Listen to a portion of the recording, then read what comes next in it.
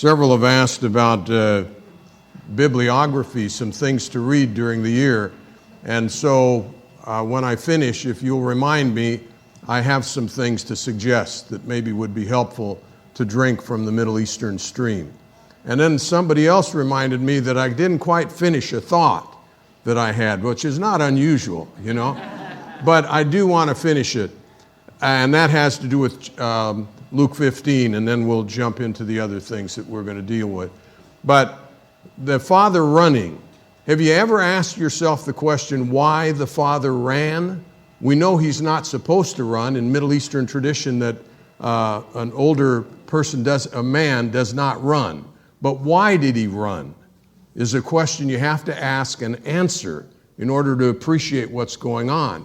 And I started the story and got into something else. I was telling you about the Jewish persons that call me and ask me to intercede when a Jewish girl or a Jewish boy gets involved with a Christian, as far as my situation in Palm Springs, and also, by the way, in Santa Barbara. And I mentioned that the young man went home, the locks were changed on the door, his car had been picked up, and he was declared as dead. And what I didn't finish was to say that even in these many years later, there are young men in that experience that I had in Palm Springs and in Santa Barbara who are still declared as dead because they disobeyed their parent, the father, and continued to go and in some cases marry Christian young people. Now, what we know about the first century, and we have this documented, is that if a person is declared as dead, as this young man would have been, the prodigal would have been declared as dead because he disobeyed his father. When this parable is taught in the Middle East, and I've been present, so I'm testifying to something I know. When this parable is taught in the Middle East, you know what the reaction is? When they say, what would happen if a son asked his father for an inheritance? It would be never happen. They say it's impossible. Then you go on to say, but what if it did happen? They say it's impossible. But just say it did. Well, if it ever did, which it never has, then he'd be declared as dead. And dead means dead. D-E-A-D. And when that person is declared as dead, that's an official position. And listen to this. In first century, we have documentation that says when a person is declared as dead and they return to the community where they were declared dead, then it is the obligation of the community to kill him so that the father doesn't have to do that. So when this young man is coming home, he's not the only one. The father isn't the only one that sees the young man. In the Middle Eastern communities, you don't go in and out of those communities without people observing. When I was in Lebanon and I was traveling with my son and my cousin, we went into a community by the name of Anjar in Lebanon. And there had not been communication in that community for 4 days. Power was out, everything was out, militia was on the street, you couldn't travel. We got the word at 2 o'clock in the morning that it was okay to travel, and so my cousin said, let's go, and we'll go to Anjar. And we started early in the morning. We got to Anjar, and when we stopped and got out, here was a table spread for us. How did they know? They didn't know we were coming because there was no communication. But there was. The word is passed, and the word is passed. People know who's coming and going in a community. And that's certainly the case in the prodigal son.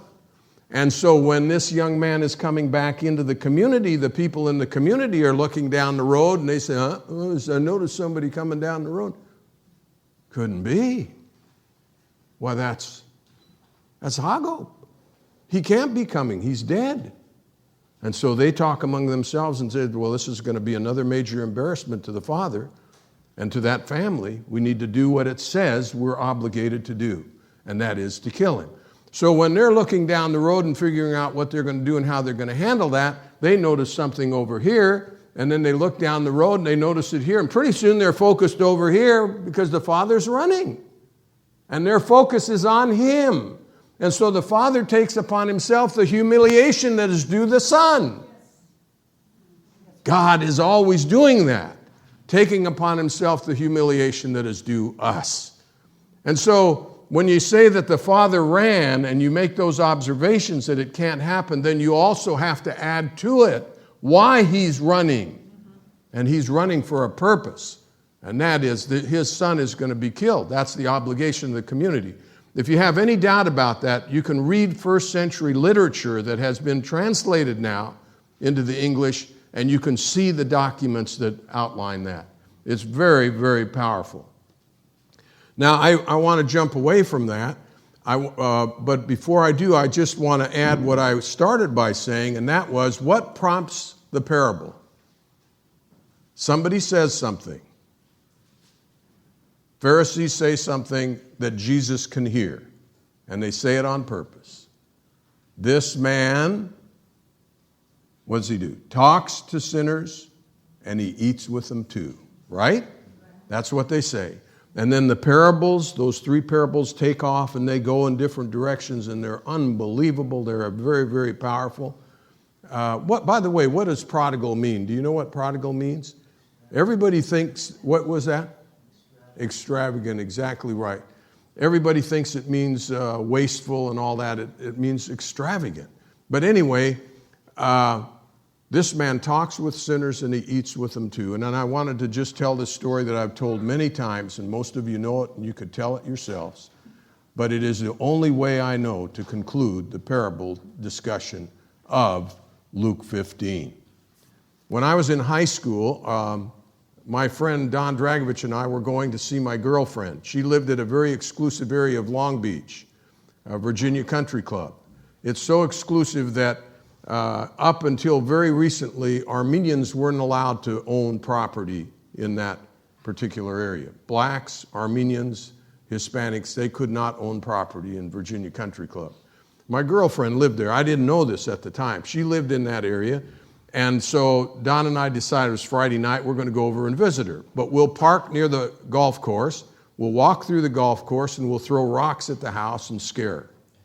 We parked the car, got out of the car, started across the golf course. All of a sudden, a light hits us. It's the police, Long Beach Police Department. They take my friend Don over here, one officer. The other officer takes me over here. They ask questions. They seem okay to me. And the next thing I know, we're in the police car. We're going down to the police station. And the officer that's driving says, well, boys, I suppose you want to know why you're going to the police station. Of course we did. He said, well, we asked one of you what you were doing here, and you said your car broke down. And we asked another one what you were doing, the other one what you were doing here, and you said you were going to visit your girlfriends. Which is it, boys? Well, we became very confessional. Listen, we were going to visit the girlfriend. We were going to throw rocks at her house. We were just going to scare her. We were really something. We figured they'd stop the car, turn around, go back, and drop us off. Took us to the police station, and on the way to the police station, the officer said, boys, your parents are going to come and pick you up. Be a little lesson for you. Don didn't react to that. I started to shake. My dad's coming to the police station to pick me up. My Middle Eastern dad, this is not good. This is not going to be good for me. His death is involved here, folks. We went down to the police station, and my dad came. My dad said, I'll take the boys with me. And the officer said, the sergeant said, no, Mr. Sachin, you can't do that. The policy is a person's parent has to come. So Don will stay here, you can take your son. My dad said, no, I'll take Don too. Don's mother was an emergency room nurse at the Memorial Medical Center in Long Beach, and she was on duty and wouldn't be off duty till 6 in the morning. The sergeant told my dad what the story was. My dad didn't budge. Finally, they called the captain in. Captain said, Mr. Sachin, I'm sorry, it's a policy of the department. Next thing, they called the chief at home. Can you imagine that? And they're on the phone. I'm hearing only one side of the conversation, but I'm sure this is what's going on. Captain says, Chief, we've got Mr. Sachin here, and he's here to pick up his son, but he wants to take the other boy home with him that was with him, and he explains the situation. On the other end, I'm sure the chief said, what are you getting me out of bed for this? Send them home. He hangs up, says, Mr. Sachin, the chief says it's okay, you can take Don with you. We get in the car. We drive to Don's house. Don is dropped off. Then I take the offensive. In a Middle Eastern situation, let me tell you an axiom. Always take the offensive. It'll never do you any good, but it helps your personal. So I took the offensive. I said, why did we have to stay around the police station? We stayed there an hour, hour and 15 minutes, hour and a half. We could have been gone. Don's mother could pick him up. And I went on and on. I was really good. I was going after my dad. My dad didn't say anything. We pulled into the driveway of our home. I'm still ranting and raving. And he turns off the engine of the car, and it's dark. And we're sitting there. And I'm out of breath now. And my dad says something. And my dad lived to be 94 years old. And I'll never forget what he said. I don't care what my condition is in my last days, but I'll always remember it. I couldn't see his face, it was dark. But he had this deep voice, and he said, Lloyd, but Don's eaten at our table. My dad was a Middle Easterner. Don Dragovich had eaten at our table. That made him part of our family. My dad would still be standing there because he knew that he had an obligation. I told you when somebody offers food or offers drink, that's an obligation that you have. And in the Eastern tradition, it is not taken lightly. So when you start the parable, you have to understand what prompts it. This man talks with sinners and then he eats with them. The Pharisees had a great point that Jesus is making people part of the family that are not looked on kindly, and they shouldn't be. Jesus did not dislike the Pharisees, by the way, folks. Everybody gets down on the Pharisees. Jesus liked them because they had a spunk. They had it almost right, but not quite. And if he could get to them, they could get it right. And all these legalisms that they had, if they could get over that to see what was going on, they could be something. So he spent a lot of time interacting with them in the hope that they would get it. Because remember, Jesus comes out of Jewish tradition, not downtown L.A. Those Pharisees were almost persuaded. Almost persuaded, yeah. Let me... The scripture well enough to know what was there, but they couldn't make the final. Tough. Well, let me get into two others if we can. I want to talk a little bit about the great banquet, because that is a great parable. There is in the introduction of that another beatitude. If you have time sometime and you're sitting in a bus station or on a train or a plane and you have your New Testament with you, you might want to look at the Gospel of Luke, the Gospel of John, and see where these diamonds are, these beatitudes that just appear, that are different than the beatitudes in Matthew. In Luke 14:15, when one of those who sat at table with him heard, he said this to him. This is someone speaking to Jesus. Blessed is he who shall eat bread in the kingdom of God. And then Jesus goes into the great banquet, because there's a misunderstanding about who's going to eat bread in the kingdom of God. So let's look at that just briefly. 14th chapter of Luke, beginning in the 16th verse. But Jesus said to him, a man once gave a great banquet and invited many.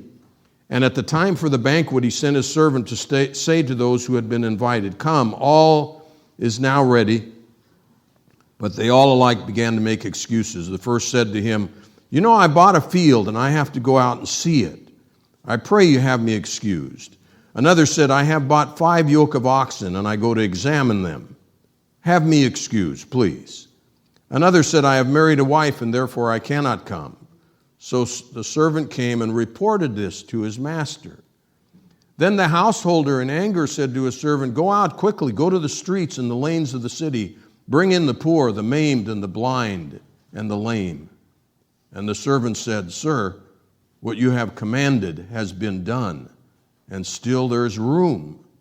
And the master said to the servant, "You go out then to the highways and the hedges, and compel people to come in, that my house may be filled. For I tell you, none of those who were invited shall taste my banquet." What a passage. Now, from the eastern, here's the western view of it. There's a banquet, and the invitation has been extended. And then people, as they come to the banquet, they begin to make excuses. One says he's bought himself a field, right? And he has to go inspect it. Another one says he's got 5 yoke of oxen, got to inspect that. Another one just got married, and he certainly ought to be excused for marriage obligations. And then the servant stops there. He doesn't exhaust all the people that have been invited. We're just talking about three people that have been invited. He stops there and goes to see his master, and the master says, they're not coming. And then the invitation goes out to other people and then out to other people. Now look at it from an Eastern perspective. If you start from the Eastern perspective, you got to think about this. How are meals prepared and invitations made? In our family, if we were going to have the relatives over and the Middle Eastern people over to our home, then a call would be made sometime in a week or 2-week period. How about 2 weeks from tonight, we have a dinner at our home, and will you come? And the person will say, well, let me check the calendar. They look at the calendar and they say, yeah, that's great. 2 weeks from tonight is a good time. I will come. So that word is passed out. And in our case, in the families that I'm talking about, we're talking about 7 or 8 families that would be contacted and would respond. If somebody said, no, I can't make it, we have an obligation, then there would be something else arranged. When it was finally set, that date was set in consultation with the people who are coming to the banquet. Understand that. Now the date is set. Now this is Eastern tradition. Now the date is set. The time of the banquet has come. And I know this firsthand because I'm the youngest member of our family. And there were, my dad had 4 brothers, and those 4 brothers lived in proximity to our house. So when the time for the dinner came on Friday night, about an hour before that dinner, I was sent to those homes to say the dinner is ready. We will sit down in an hour. So you have to understand what's happened here. These people have accepted the invitation to the dinner. They accepted that invitation 2 weeks ago. Now the messenger, like little Satan, is going out to tell them, it's ready. We're going to be eating in an hour. That's when they make their excuses. There is nothing more insulting than that. You think about it. When you're obligated to go to somebody's house for dinner, you don't call them a half hour before the dinner and say, oh, by the way, I can't come. Now there's humor here. The first person says, I bought myself a plot of land and I have to go look it over. You got to understand the Middle East. My uncle had grape vineyards, and he was going to sell a part of the vineyard. You know how long it took to sell a part of that vineyard? It took at least a year that I know of, because the people wanted to see it at different seasons of the year. They wanted to see how the water drained. They wanted to figure out what the history is of that. So when this person says, I bought me some land, it's like you calling up your partner or something and saying on the way home from work, I bought a house, I'm not going to be there for dinner tonight because I'm going to go inspect the house. You're going to say something slipped. Now the next one makes the excuses, I bought 5 yoke of oxen. Very similar situation. You have to go test the oxen out. They have plots of land where you can test oxen. He says he's going to buy 5 yoke. He may have 2 oxen at home, one of them died, and he has to get another one for the yoke, plus he wants to buy some more, and he's got to test them all out. It's going to take time. And you won't do that in a half hour or an hour. So there's a great excuse. That's not going to work. So there's a lot of humor building here, and the people that are listening are laughing. because they know impossible. Then the last one is almost unheard of. Sex is not talked about in the Middle East outwardly. It is a shame subject, and you're not supposed to do it. And if you bring it up, then you bring shame on yourself and you bring shame on your family because your family didn't treat you or teach you well to know that that is not to be brought up. Here's a person that's gotten married. Now, he didn't just get married, or there wouldn't be any banquet in the community. When somebody gets married, everybody gets involved in the community, not one person. So you don't have a wedding and then you have a big banquet. Nah. So this man has been married, and it's been a short time, and he's saying, you know something, as I think about this, coming to the banquet isn't such a good idea because my wife and I enjoy one another, and this would be a time of pleasure for us. So this is an insult of the worst kind, but it has the humor element still with it. And so all these excuses are made, and what does the master do? He doesn't blow his stack. He doesn't go crazy. He tells his servant something that is impossible. And the people that are listening into this are saying to themselves, uh-oh, we have taken a tangent here that is impossible. He goes out to invite others in. And these others that he invites in are different sort of people, but they're still similar. So that's not real bad, but it's not to be done. Then the next thing that happens is there's still room, and what does he do? Go out and get the blind, the lame. You can't do that. You can't invite people like that into the banquet. The blind and the lame, and these people are not people who can own property. They're not people who can take care of oxen, and they're not people that get married. So he's invited a whole group of people that's impossible to invite in. Another thing about Eastern tradition, when you invite somebody to your home, that person has to be able to invite you to their home. That's standard. That goes on right now. I don't invite people to my home that I can't go to their home. For example, when my brother-in-law was elected governor of California, I happened to be with my aunt a few weeks after that, and she said, I can never invite George to my home for dinner again. And I said, why is that? She said, well, because he would be obligated to invite me, and I'm not in the same class that he is in now. And so that I can't do.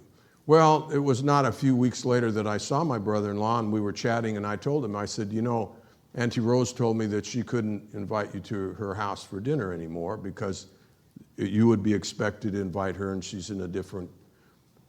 When my brother-in-law came home to Long Beach, which was just a few months later, and by that time he had all this security stuff around him and everything, he had his driver, the security people, drive to my aunt's house. And he said, Auntie, anytime you want to invite me to dinner, I will come. And you have an open invitation to my home. He didn't want that. I remember our daughter. Our daughter was fairly young at the first inauguration, and we were in Sacramento, and we were standing there, and our daughter had a piece of paper and a pencil in her hand. And I said, what are you going to do with that? She said, I'm going to get Uncle's autograph. I said, what? She says, you can't do that. He's got all these people around him. No, listen, don't do that. And so I turned to talk to other people. Next thing I know, I look up there, and here she is on the stage. And there are security people all around. I don't know how she got through there. And she's talking to my brother-in-law, and I go up there to get her out of there, and this is what I hear. She says, Uncle, I'd like to have your autograph because you're a very famous and important man. You know what he said to her? He said, Wendy, on one condition, that you give me your autograph because you're an important and famous person. Now, the attitude that Jesus has, that he's trying to instill here, is everybody is important, and everybody's invited to the banquet. You don't have to come, but if you do come, then understand that there is something special happening here, and it involves you. So the people who think they're going to be at the banquet, and then you can look at this as last days of the banquet in the heavenly banquet. The people who think they're going to be there, they're not going to be there. And the people that we don't think are going to be there are going to be there. Because in God's understanding of our relationship with God, there is the power of a people who are God's people, and all of us are God's people. You know,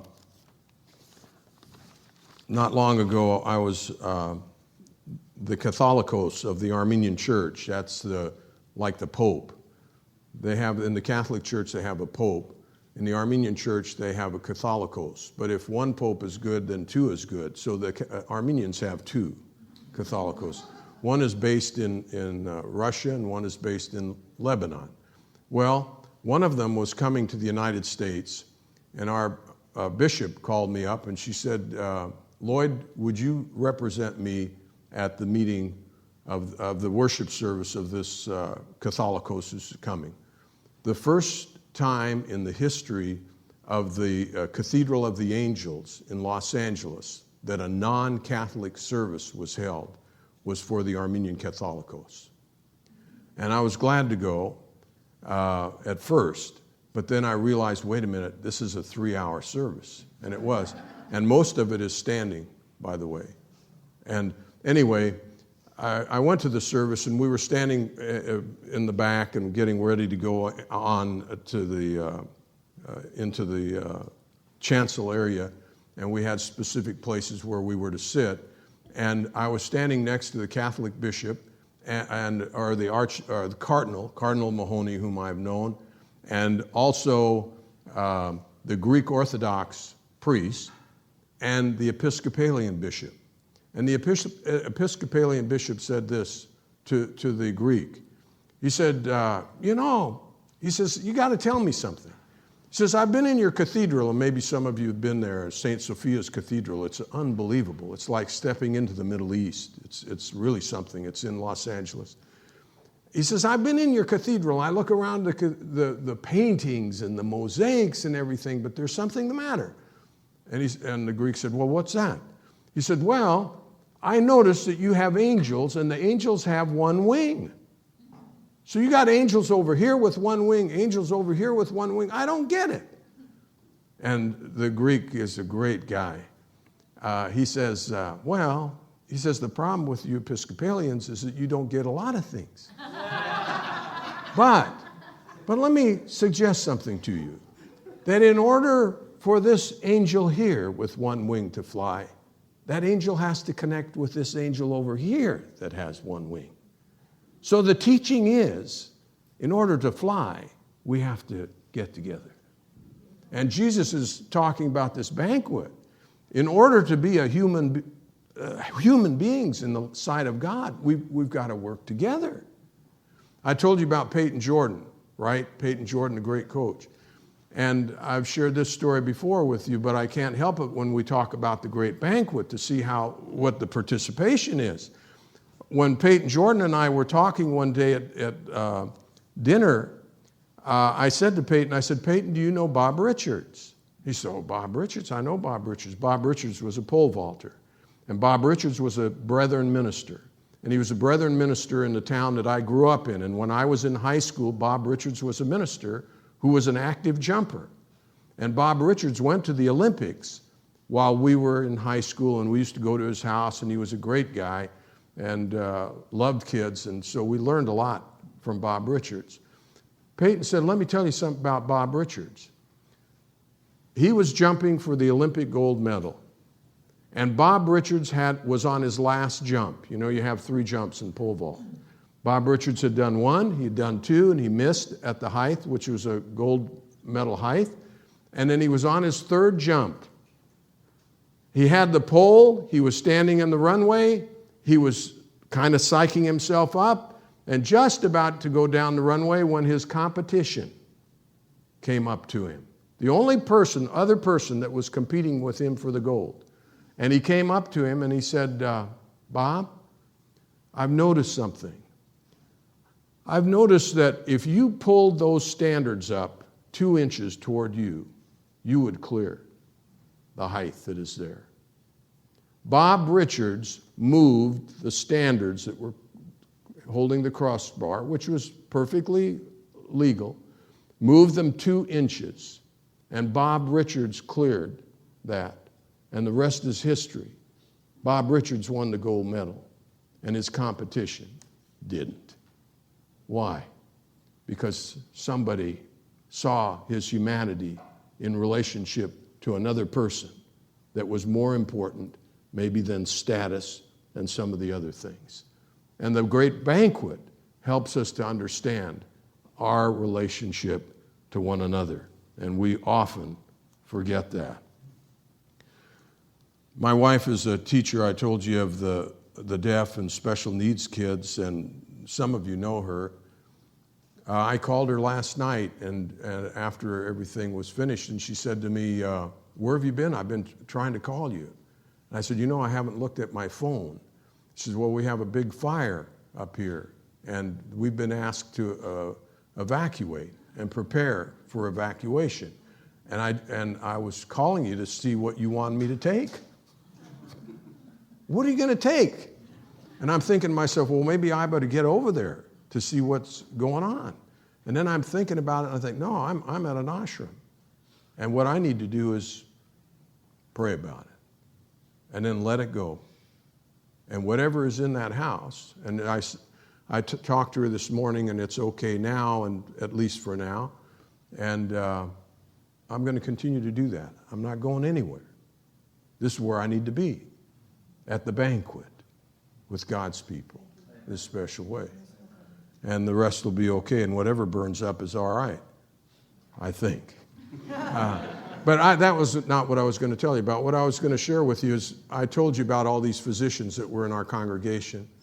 And my wife got a call from one of the physicians and said, we have a patient in Eisenhower Medical Center in the emergency room, and the patient's dying. He's dying.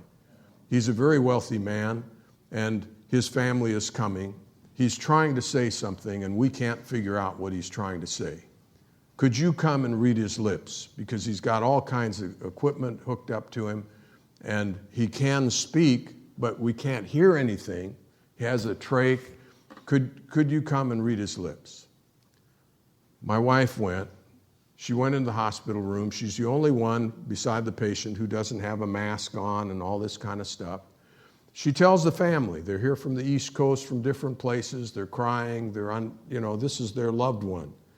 And she says to them, it's very difficult to read lips. I'll do the best I can, but I have to tell you, sometimes you can't. But I'll do the best I can. They went into the room, and she told the man who she was, and he nodded, said, now, you're trying to say something to your family. And they figured it was to disconnect all the cords and things, and that would be something they could do if he did indeed say that. So she said, now tell me, you're trying to say something to them, is that right? And he nodded. And could you tell me what you're trying to say? And he said it. And she said she read his lips perfectly, no problem at all. But she wanted to be sure. She said, is it something to do with your feet? And he said, yes, it is, with the nodding. And then she said, is it that your feet are cold and you want a blanket? And he nodded yes with great enthusiasm. He was cold and he needed a blanket. You know what happened next? Those people walked out of that room and they were angry. They never said one word to my wife. They went out of that room, they went to their cars. They thought this rich old guy was going to die, and they were going to help him pull the plug, and he wanted a blanket. Now, who's invited to the banquet? I got to buy property. I got to get these oxen straightened out. I got a new wife. I've got all these things. Those who are invited aren't going to be included, and those who aren't included are invited. Be careful. Well, I want to talk about one other parable if we have time, and that's one of the greats of all time. It's the Good Samaritan. And you have to do it wherever you're teaching Bible. you got to touch base there. It's like there's home base, which is the Luke 15, and then there's first base, second base, third base is the Good Samaritan. And in order to get home, you got to touch base there. And you got to ask the question. This is the 10th chapter of Luke, starting in the 25th verse. By the way, in the 23rd verse is another beatitude, and you can look at that. But in the 25th verse, we have what prompts Jesus to tell the Good Samaritan. And I always ask that, what prompts Jesus to tell this parable?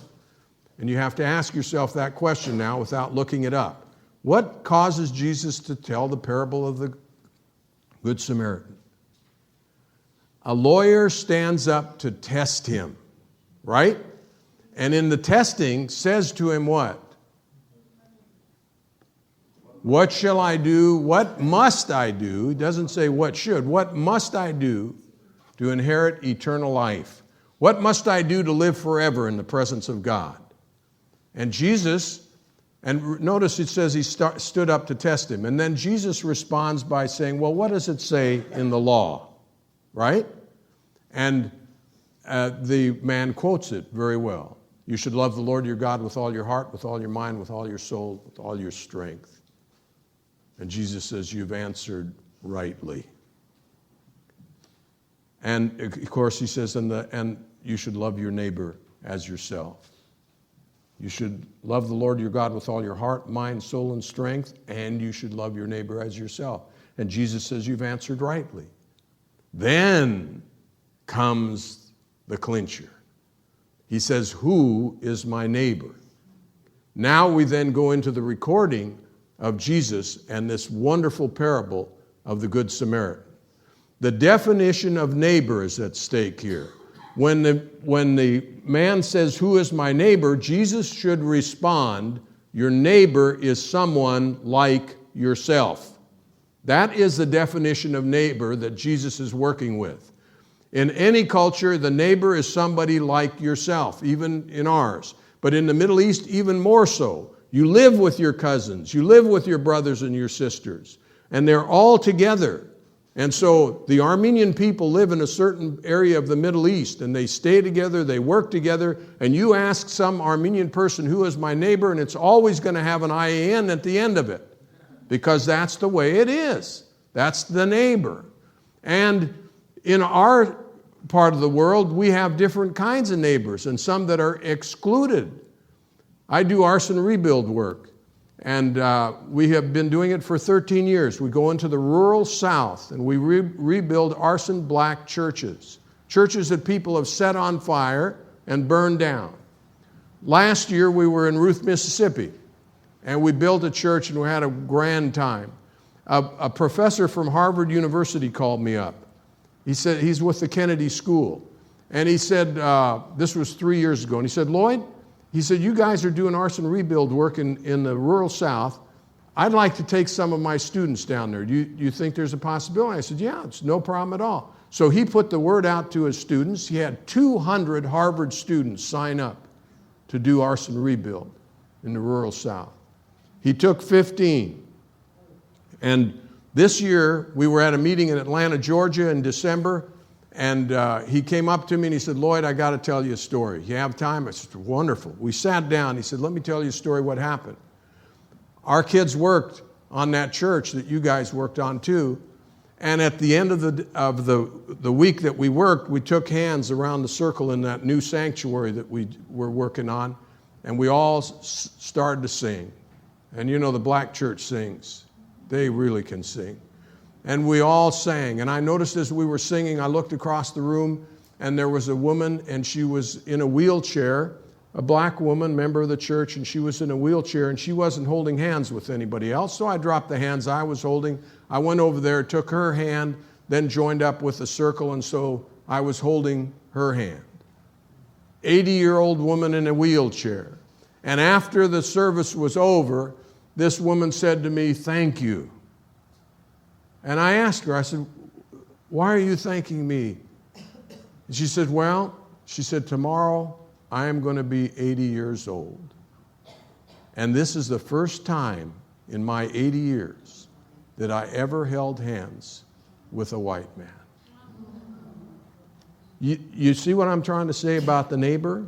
We define who the neighbor is. And you can think this is an Eastern problem, but it isn't a Middle Eastern problem. It is a cultural problem we all have, that we identify what family is. And this guy, this lawyer that's testing him, he knows what the answer is, and he knows what Jesus ought to say. Jesus ought to say the neighbor is somebody like yourself.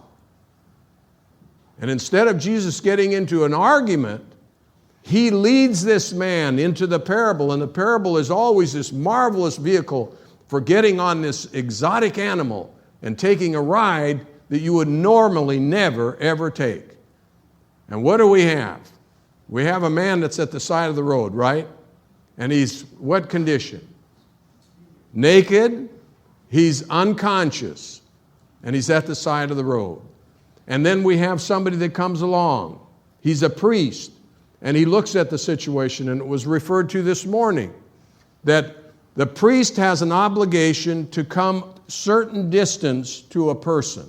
He cannot come within a meter. A meter, that's it. Then he comes inside that meter, he becomes defiled. And from the Western view, it's this way. Oh, that bad priest. These ministers are all alike, you know it? You can't count on them to help out in a situation that's out of the usual. The Eastern tradition stands over here and says, he did the right thing. He sized up that situation. He didn't get himself defiled. He's going from Jerusalem to Jericho, so he's been to the temple to be cleansed. He's going back to his community to serve as a priest. He's the auto club. He's Social Security. He's Medicare for his community. And if he touches that man and he's not one of his, he becomes defiled. And he has to go back up to the temple. He has to cleanse himself. He has to find a red heifer. He has to burn the red heifer. How many red heifers have you seen wandering around? It's not easy. So the Eastern tradition says, I did the right thing. The major thing that's happening here is we've got a person on the road that we cannot identify. He's naked and he's unconscious. And the way we identify people in the Middle East is through their clothing and their speech. I was teaching this parable in a high school camp one time, and a kid in the back shot his hand up. And he had this look on his face that, I got you now. And I said, yes. And he says, oh, yeah, we could tell who he was, what it's all about. And I said, well, how's that? He said, well, we could tell whether he was circumcised or not, because you said he was naked, and then we could tell. I said, you got a good point there. Two problems. One, we don't know whether he's face up or face down. That's one problem. The other problem is the Jews aren't the only ones who circumcise. So there's a problem. We tell by their speech.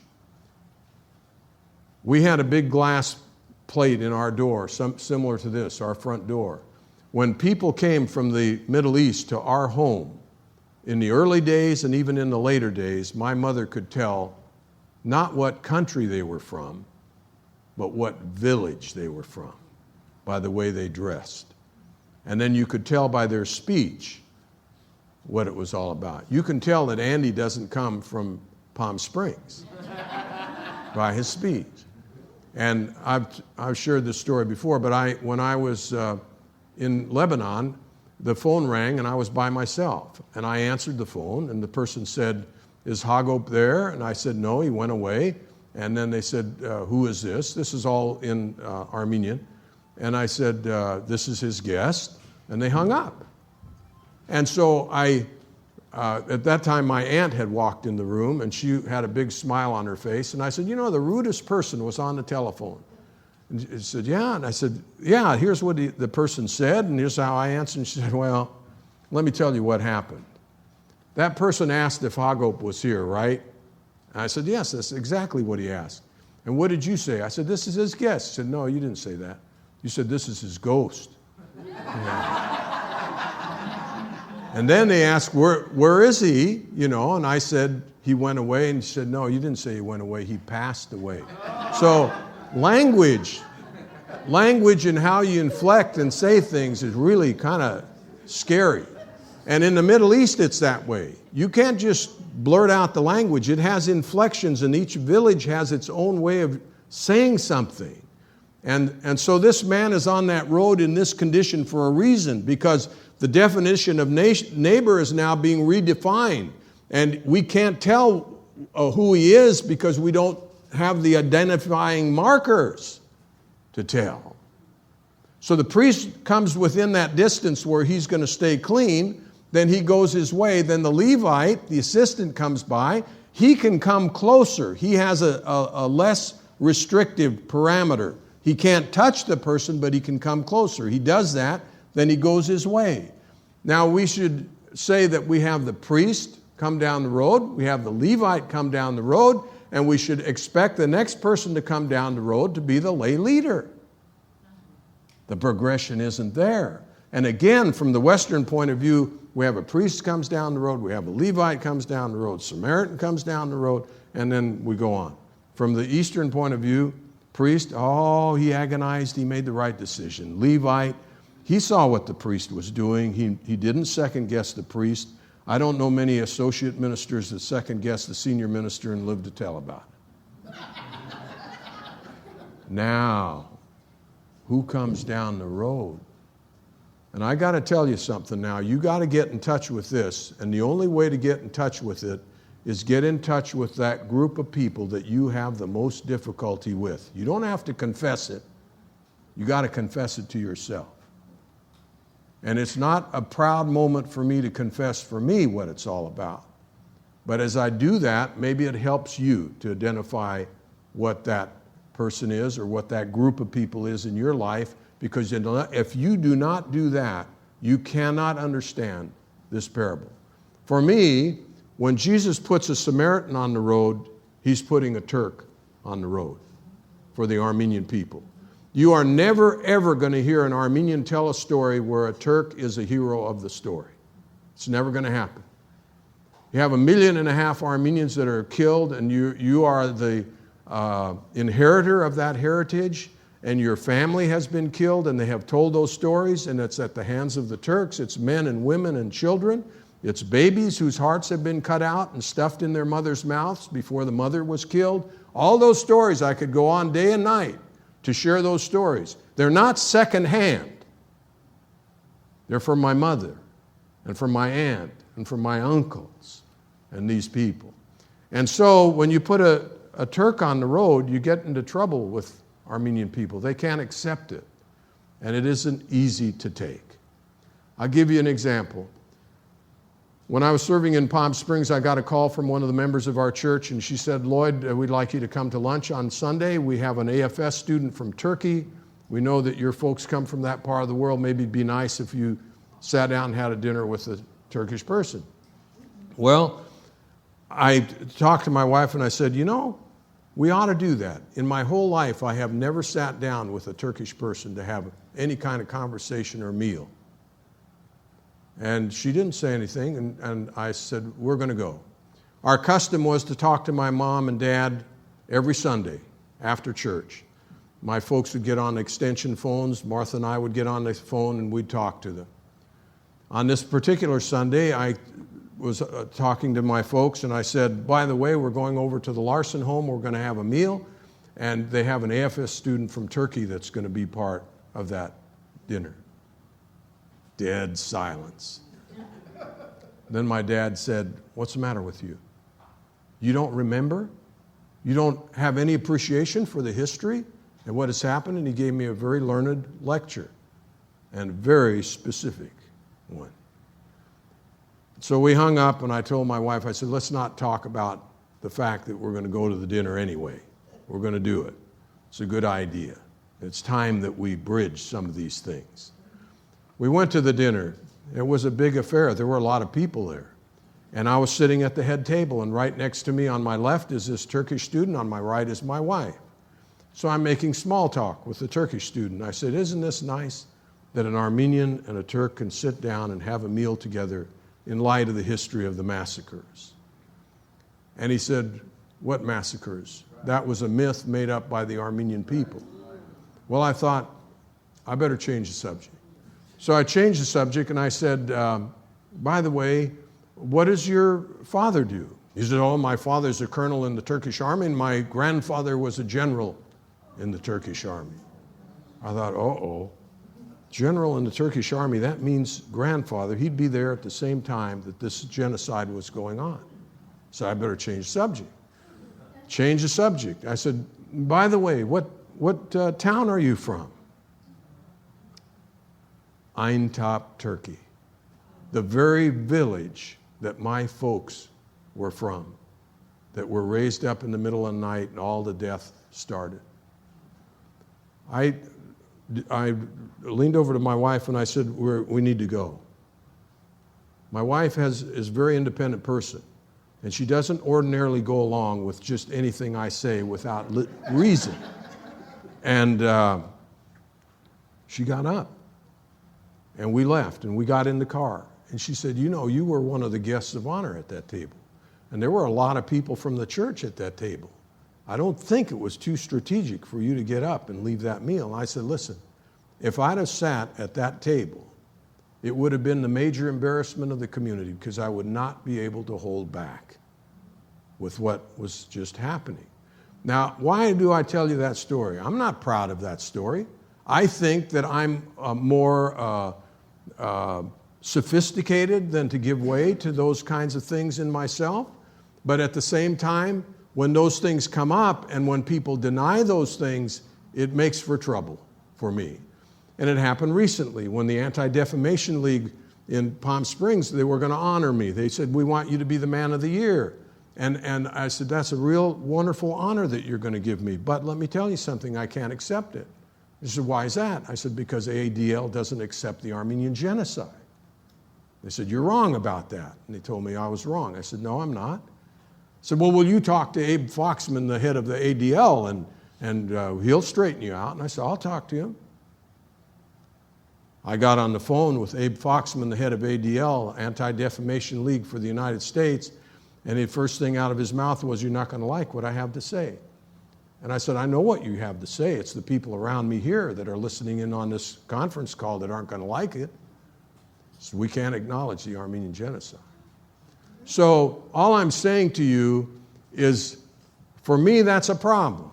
It may not be for you, but I say get in touch with where the problem area is for you, and you've got it. And if we were here long enough, you could confess with the stories like I've shared, and maybe even more so. And what we're forced to do, and what this lawyer is forced to do, is he's forced to deal with that. This Samaritan does something. He takes the man, puts him on his donkey, takes him to the inn, INN, Motel 6, and then he puts him in there, and he realizes what the situation is. You put somebody in an inn, and they can't pay for their lodging, they become slaves. They can be sold for slavery. That happens even today.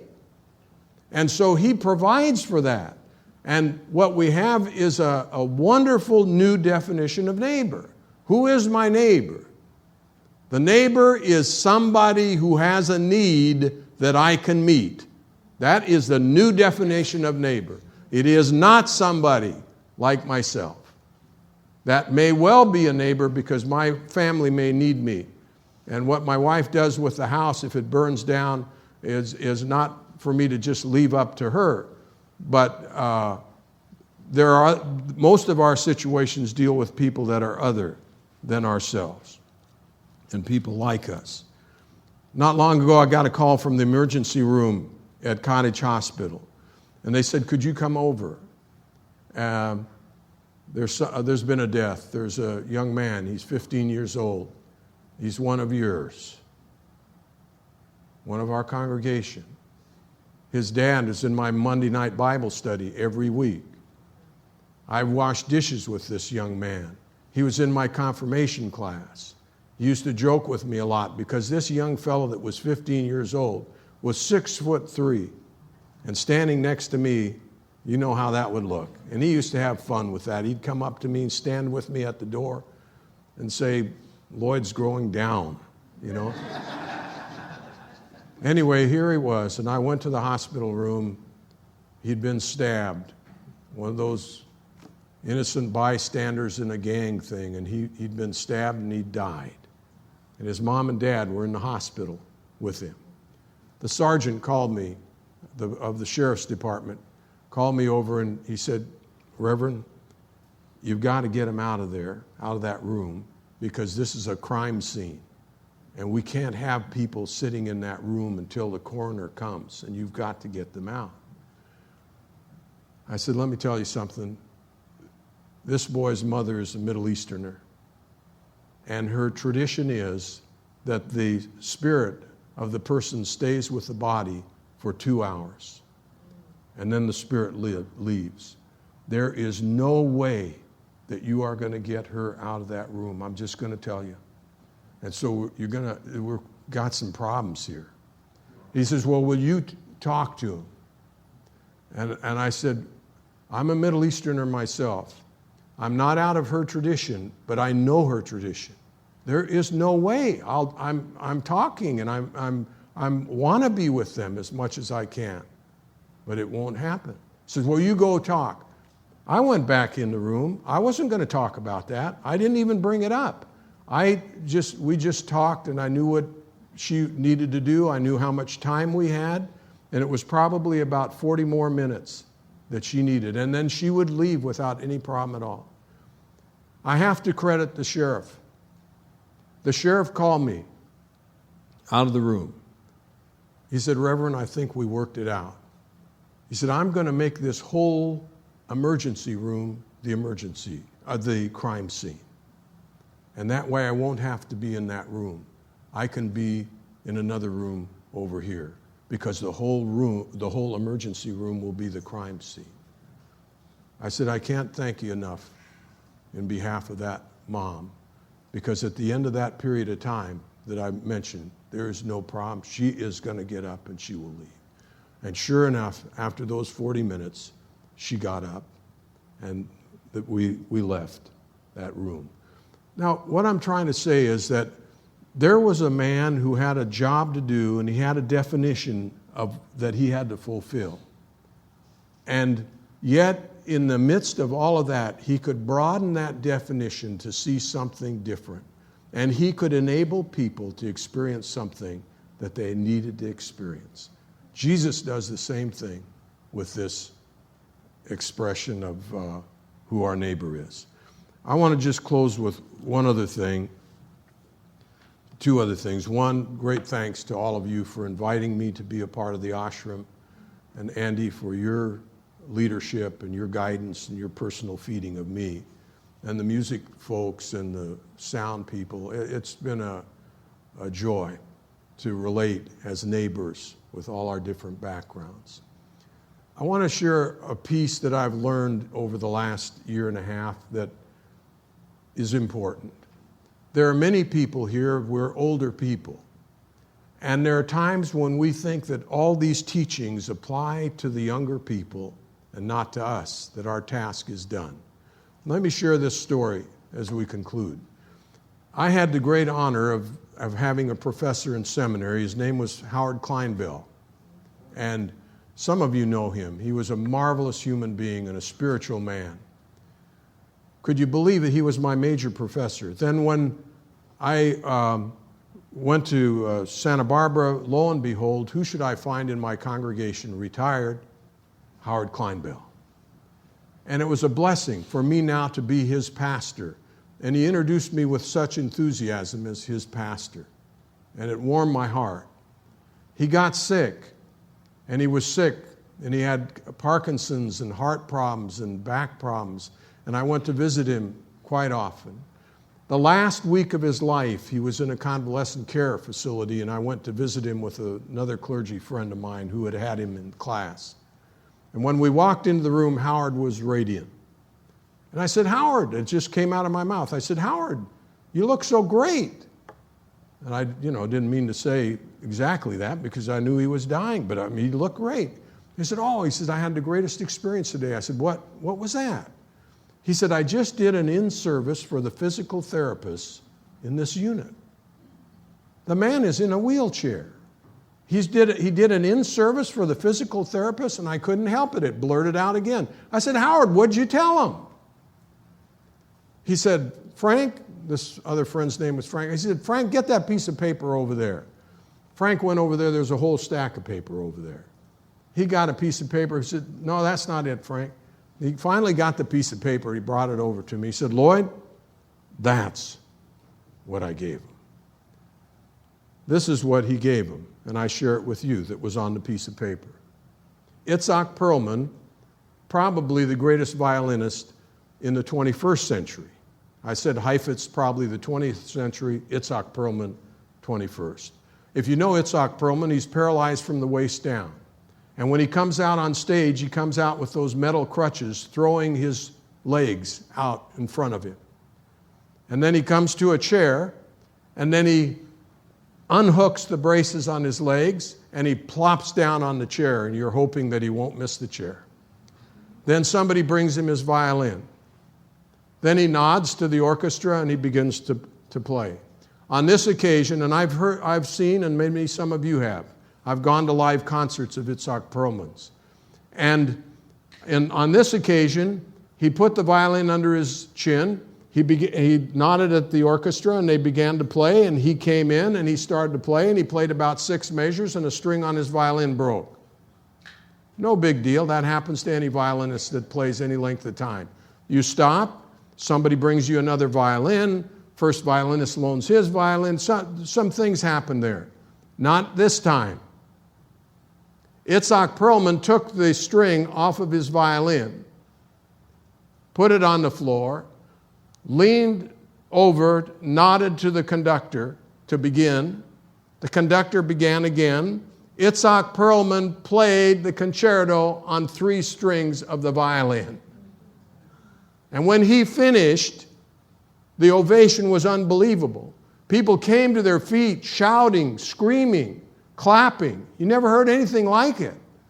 And then somebody noticed that he was trying to say something. And so they stopped, and they were as silent as they were loud. And they sat down. And Itzhak Perlman said this: sometimes a musician has to make music with what he has left. Christians, we have to make music with what we have left, not all the things that we have. We have to be neighbor to the people who need us. Somebody is out there that we can help. They are the neighbor to us. We have to make music of our faith with what we have left, not pushing it off to those who are younger than we to come along and do it, even though they have to do it too, with what they still have.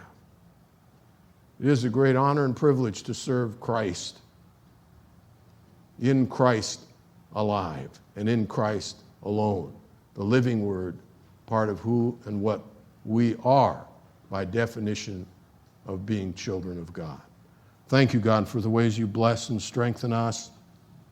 Thank you for the Holy Word that lives, and for the opportunity to make your music with what we have left.